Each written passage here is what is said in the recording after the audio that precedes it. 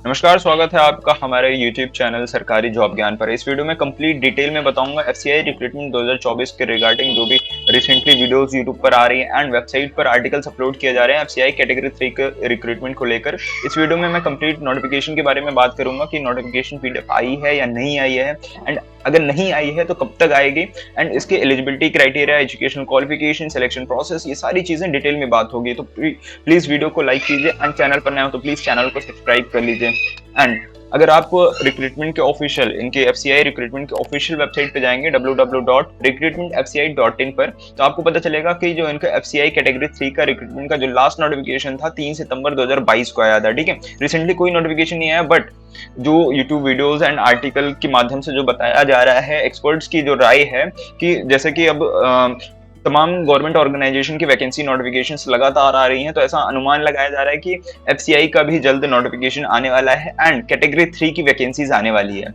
लेकिन आपको फ्रॉडस्टर से बच के रहना है। रिक्रूटमेंट के जो इनका ऑफिशियल वेबसाइट है, इस पर एक नोटिफिकेशन था जो मैं आपको बताना चाहूंगा कि 2020 में 29 जनवरी 2020 में द हिंदू न्यूज़पेपर में एक आर्टिकल छपा था, एक जो कि फ्रॉड था। ठीक है, तो ऐसे आपको फ्रॉड आर्टिकल से बच के रहना है। एंड आपको जब कभी भी डाउट हो कि इनका नोटिफिकेशन आया है या नहीं आया, तो आपको क्या करना है, www.recruitmentfci.in ये वेबसाइट को नोट कर लीजिए। इसी वेबसाइट पर आपको चेक करना रहेगा कि कोई नोटिफिकेशन आई है या नहीं आई है। यहाँ पर आपको सारी नोटिफिकेशन की जानकारी मिल जाएगी एंड मेन वेबसाइट पर जाने का भी लिंक मिल जाएगा आपको यहाँ से। ठीक है, तो अब मैं जो लास्ट नोटिफिकेशन आया था, तो अनुमान जो लगाया जा रहा है कि दिसंबर 2024 तक, यहाँ पर देख सकते हैं प्रेडिक्शन के मुताबिक दिसंबर 2024 तक आपको ये नोटिफिकेशन आ जाएगा इनके ऑफिशियल वेबसाइट पर। दिसंबर में जब आ जाएगा तो मैं एक डिटेल वीडियो बना दूंगा। फिलहाल मैं आपको जो लास्ट नोटिफिकेशन था उसके बारे में बता देता हूं। उसमें जो एलिजिबिलिटी क्राइटेरिया, सिलेक्शन प्रोसेस था, जो कि इस बार भी हो सकता है, तो वो उसमें ये था कि ऑर्गेनाइजेशन, जैसे कि मैं पहले छोटा एक ओवरव्यू दे देता हूं आपको।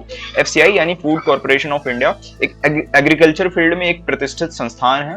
क्योंकि ये गवर्नमेंट ऑर्गेनाइजेशन है, तो आपका जो जॉब है गवर्नमेंट जॉब रहने वाला है। टोटल वैकेंसीज उसमें 7628 वैकेंसीज के करीब था, जो कि कैटेगरी 3 के अंडर में सारे पोस्ट आते थे।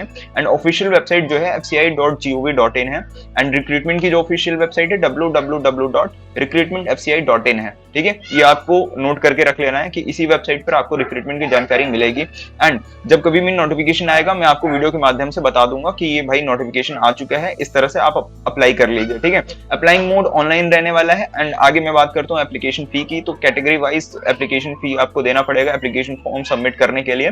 तो जनरल अनरिजर्व के लिए 800 रुपए एंड ओबीसी के लिए 800 रुपए रखा गया है, and SC ST female all category के लिए निल है, छूट दिया गया है।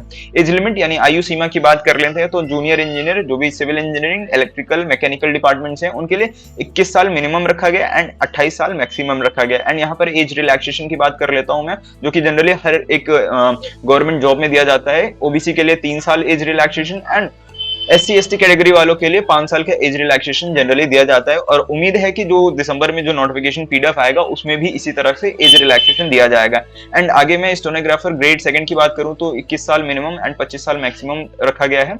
AG 3 के लिए 21 साल से लेके 28 के बीच में आयु सीमा रहनी चाहिए। And AG 3 general, accounts, technical, report, इन सभी के लिए 21 से 27 के बीच में रखा गया है आयु सीमा।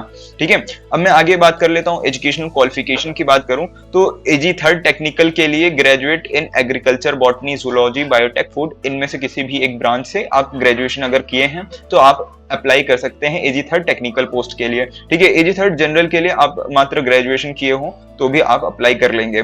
तो AG 3 अकाउंट्स वालों के लिए बीकॉम करना जरूरी है। AG 3 डिपो वालों के लिए ग्रेजुएट करना जरूरी है। किसी भी कोर्स से अगर आपने ग्रेजुएशन करा है तो आप अप्लाई कर पाएंगे। ठीक है, अब जूनियर इंजीनियर, इलेक्ट्रिकल, मैकेनिकल या सिविल वालों के लिए उस पर्टिकुलर ब्रांच में अगर आपने डिग्री इन इंजीनियरिंग करी है या बीटेक करा है, ठीक है, बीटेक करा हो या फिर डिप्लोमा इन इंजीनियरिंग करा हो उस पर्टिकुलर ब्रांच में, तो आप अप्लाई कर सकेंगे। AG 3 हिंदी वालों के लिए graduate in with Hindi translation into English किया होना जरूरी है। स्टेनोग्राफर ग्रेड 2 के लिए ग्रेजुएशन मात्र जरूरी है। ठीक है, किसी भी कोर्स में किया हो आप अप्लाई कर सकेंगे। और उसके बाद अगर मैं चयन प्रक्रिया यानी मोड ऑफ सिलेक्शन की बात करूं, तो सबसे पहले स्टेज में आपका रिटन एग्जाम प्रीलिम्स होगा, सेकंड स्टेज में रिटन मेंस होगा, फिर स्किल टेस्ट होगा, स्टेनोग्राफर वालों के लिए टाइपिंग टेस्ट होगी। वर्ड लिमिट आपको उस नोटिफिकेशन पीडीएफ में बता दिया जाएगा, वर्ड जो लिमिट होती है टाइपिंग वालों के लिए उसमें दिया होता है। ठीक है, जैसे ही नोटिफिकेशन पीडीएफ आएगा मैं वो चीजें भी डिस्कस करूंगा। ठीक है, इसके बाद document verification and last medical examination, medical test होगा।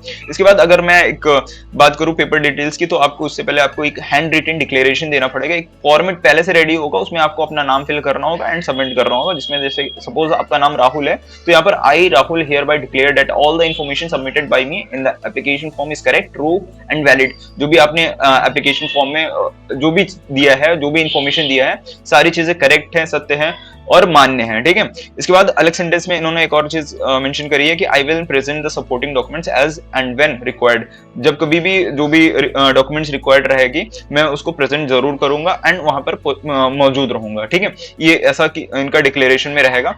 और इंपॉर्टेंट नीड्स की अगर मैं बात करूं, जैसा कि मैंने पहले बता दिया, अनुमान लगाया जा रहा है कि ऑनलाइन एप्लीकेशन फॉर्म फिल करना होगा and first week of December में आपका नोटिफिकेशन आ जाएगा एंड अप्लाई करना स्टार्ट हो जाएगा एंड करीब 15-20 दिन या फिर एक महीने का टाइम दिया जाता है एप्लीकेशन फॉर्म फिल करने का।